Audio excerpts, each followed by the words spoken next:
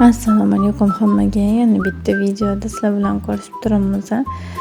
Bugun ham uborka time. Plysos qilmasa hamma yoqsa chang bo'lib ketyapti. Hamma narsa tushib, bir yon tozalasam bir yoq qurib bo'lyapti. Tak что tozalashda charchamaymiz. Bugungi videolarimizda uborka, idish yuvish va domga borib, domni ham ozgina uborka qilib yig'ishtirib kelamiz, chunki juda ham hamma narsa razbrosini hamma yoqda yotgan bo'lgani uchun o'tlarni ham yig'ishtirib kelish kerak. Hozir idishlarni tez yuvib olaman. Qizim maktabiga kelgan edik, tug'ilgan kuniga narsalar olib, keyin otdan chiqib magazinga bordik, magazindan narsalar oldik. Xo'jayinim bilan bu videoni qizlar olishgan ekan. Qizimni tug'ilgan kunidan ozgina lavhalar qo'yaman. Lazanya pishirgan edim. Mehmonlar kelishgan edi. Qaynagacham qizlari bilan kelishgan. Hozir yangi настольный igralarni o'ynashyapti. Hammaligi birgalikda. Va pastki hovlimizda ham bolachalar sharlar o'ynashyapti, o'yinchoqlar. Bu qizimni, o'rtancha qizimni tug'ilgan kunidan lavhalar. Va bu boshqa kun уже.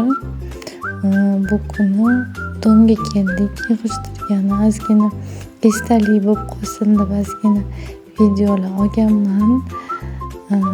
Hamma xonalarni eslab olaylik deb. Bu hamma xonalari edi.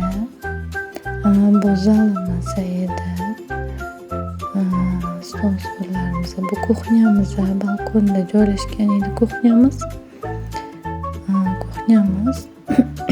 Bu vanna xonamiz. Bu yerda ham mana hamma yig'ishtirib yotibdi. Hammasini yig'ishtirib chiqdik. Bu meni xonam, yig'ishtiryapman, tuflilarimni chiqaryapman.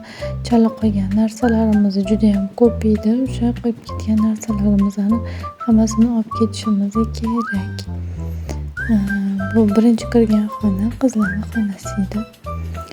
Zalimizda pastdagi mana bu oq klyonkamizning ustini ochib ko'p ishlatmaganimiz uchun buni uchastkaga olaman, chunki stolimizning ustida hali hech narsa yo'q edi. O'shaning uchun kerak bo'lganiga uni olaman. Yangi stollar asrash uchun. Xudo xolisa keyingi videolarda ko'rishguncha xayr. Yana shunaqa videolarni qiziq ko'rmaslik uchun obuna bo'lib, like bosib qo'ying, kommentariyada o'z fikringizni qoldiring.